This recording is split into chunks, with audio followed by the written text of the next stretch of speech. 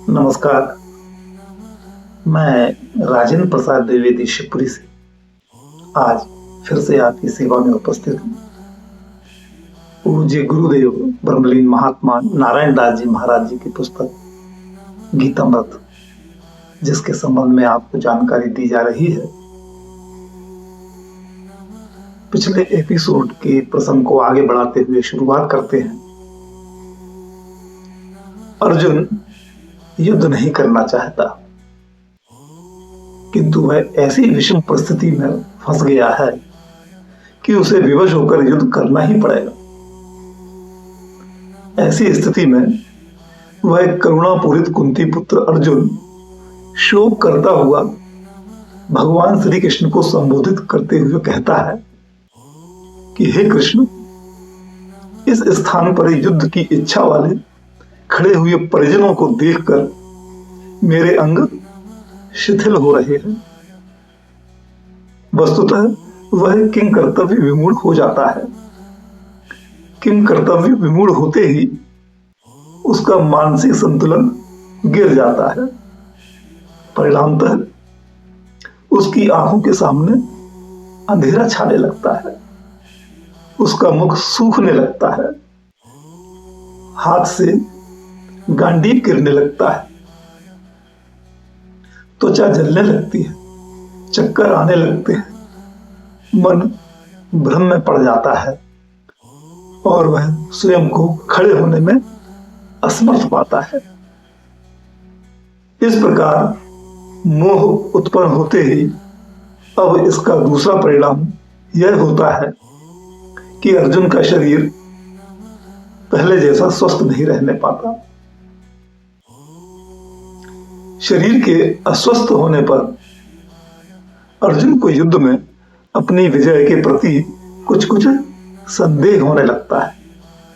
वह कहता है कि हे कृष्ण, इस युद्ध में मुझे सब लक्षण विपरीत ही दिखाई दे रहे हैं तथा अपने कुल की संहार करने में मुझे कल्याण भी दिखाई नहीं देता है।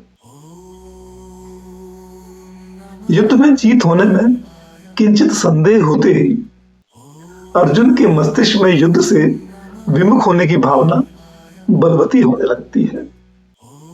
किंतु यदि वह युद्ध नहीं करता है तो वह यह भली भांति जानता है कि सर्वप्रथम उसे भगवान श्री कृष्ण को ही अपना यह मंतव्य हृदयंगम कराना होगा।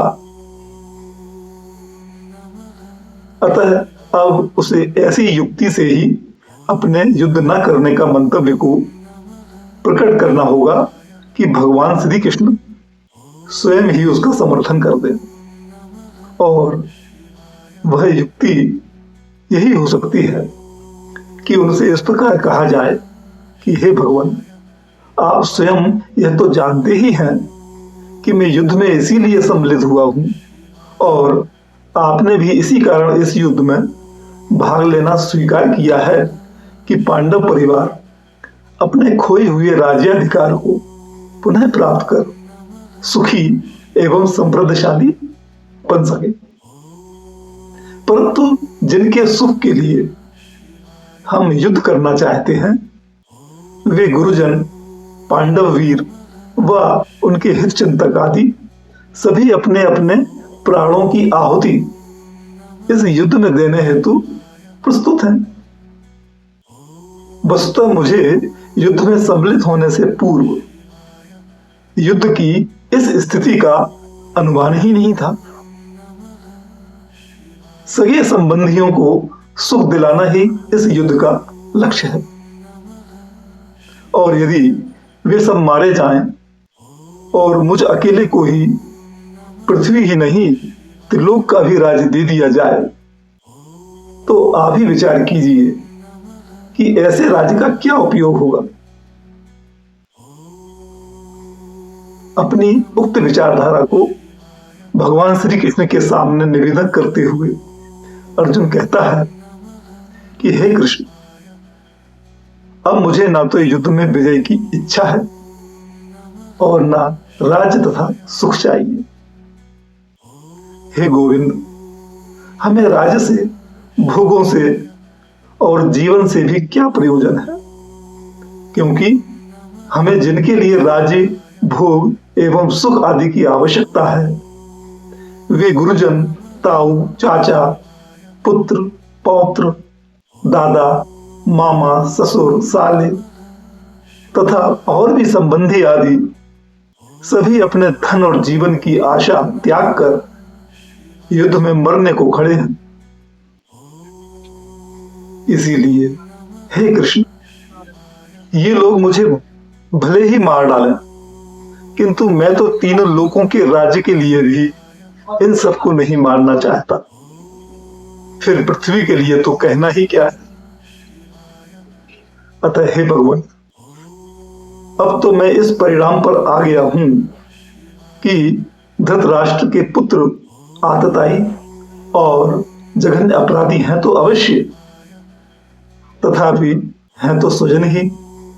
अतः इन्हें मारने से हमें प्रसन्नता किस प्रकार हो सकती है, क्योंकि इस प्रकार कुटुंब का ही तो नाश होगा, साथ ही परिवार के मारने का हमको पाप भी लगेगा। इसीलिए हे कृष्ण, अपने बांधव दुर्योधन आदि को मारना हमारे लिए उचित नहीं है, क्योंकि अपने ही कुटुंब का संहार करके हम कैसे सुखी होंगे। इसके आगे का प्रसंग कल के एपिसोड में आपको अवगत कराएंगे। तब तक के लिए जय सिया राम।